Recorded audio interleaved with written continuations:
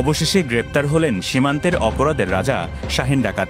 বৃহস্পতিবার সেনাবাহিনীর নেতৃত্বে যৌথ বাহিনীর অভিযানে তাকে আটক করা হয়। তাকে আটকের খবর ছড়িয়ে পড়ার পর নাইক্ষ্যংছড়ি, রামুর গর্জনিয়া, কচ্ছপিয়া, বাইশারি ও ঈদগড়ের মানুষের মাঝে খুশির আমেজ বিরাজ করছে।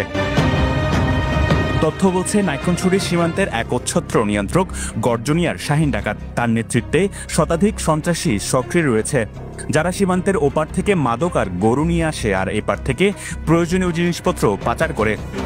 প্রতিদিন কোটি কোটি টাকার মাদক ও গরু চোরাচালানের সাথে জড়িত তারা। তথ্য বলছে, আওয়ামী লীগের সাবেক এমপি সাইমন সোরার কমলের শেল্টার পেয়ে রাতারাতি সীমান্তের মাফিয়া বনে যান শাহীন ডাকাত। মামুলি ডাকাত থেকে চোরা কারবারের নিয়ন্ত্রক বনে যাওয়ার জন্য আওয়ামী লীগের সাবেক এই এমপির সমস্ত প্রভাব ব্যবহার করেছেন তিনি।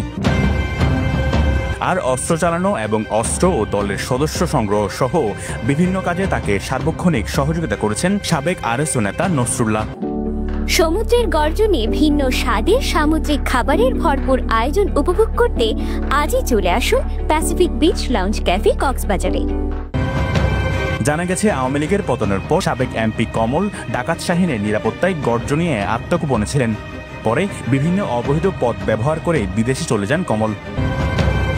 আওয়ামী লীগের পতনের পর শাহীন শেল্টার নেওয়ার চেষ্টা করে বর্তমানে রাজনীতিতে সক্রিয় অন্যতম প্রধান একটি রাজনৈতিক দলের, কিন্তু তার শেষ রক্ষা হয়নি। সম্প্রতি চোরাই গরু আটকের সময় বিজিবির উপর হামলার পর থেকে শাহীনের সাম্রাজ্যের নড়বড় শুরু হয়। গত 1 জুন সংঘটিত ঘটনার পর থেকে গ্রেপ্তারের জন্য যৌথ বাহিনীর তৎপরতা শুরু হয়। শেষ পর্যন্ত বৃহস্পতিবার গর্জনিয়া থেকে তাকে আটক করা হয়। তাকে আটকের বিষয়টি নিশ্চিত করেছেন রামু থানার ওসি তৈবুর রহমান।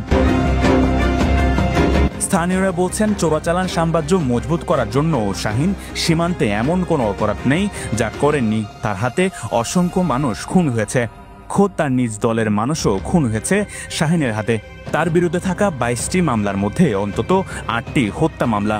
হত্যা, দিন দুপুরে ঘরবাড়ি পুড়িয়ে দেওয়া সহ সকল অপরাধ বেপরোয়াভাবে করেছেন তিনি। ফলে সীমান্ত এলাকার ঘরে ঘরে এখন শাহীনের ক্ষত বয়ে বেড়াচ্ছে লোকজন। আর গর গাঞ্জে বাংসুর যে শাহীন ডাহাইতে আর আইতে গরু আনাইন দি বর্মাইয়া গরু তলে ইয়ান আল্লাহ বলি আর দাং খুড়ার দি গরু আনে তলে আর ইয়ান আল্লাহ বাজা দি বলি আর ক্ষতি করি পারিব না, ইয়া হয়ে বোঝাই বলি এন কিছু আর গরম মানে ন রাখে আর হদিন গাহার হরণর হর পর্যন্ত লগি সুতার আস পর্যন্ত আর ফানি চড়িতে ব্যাগিন ভাঙি ফেলে খেলিয়া লোটফাট করি ফেলে এখন বর্তমান আর কোনো কিছু আত্মসাৎ কেলিয়ে আর নিঃস্ব নিফাত করি ফেলে। যার হাতে 2-1 বছরের ব্যবধানে খুন হয়েছে অন্তত 12 থেকে 15 জন। সেই ধারাবাহিকতায় সে আমার বাড়ির মধ্যে অনেকবার হামলা করেছে। তার নেতৃত্বে প্রায় 100 জন মতো মানুষ আমার বাড়িতে প্রথমে ভাঙচুর করেছে। আমরা গর্জনিয়া পুলিশ ফাঁড়ির মধ্যে এসআইকে জানাইছি। এসআই যাওয়ার পর তদন্ত করে হয়তো 10 মিনিটও আসে নাই, প্রতিমধ্যে তারা আবার এসে আমার বাড়িতে আগুন দিয়েছে। এদিকে শাহীনকে আটকের বিষয়টি নিশ্চিত করলেও অভিযানে অন্য কেউ আটক হয়েছে কিনা, কোনো অস্ত্র উদ্ধার হয়েছে কিনা সে বিষয়ে এখনও জানানো হয়নি। এ বিষয়ে গর্জনিয়ায় সংবাদ সম্মেলনের আহ্বান করেছে সেনাবাহিনী। শেয়াব আবরার, পেনোয়া নিউজ।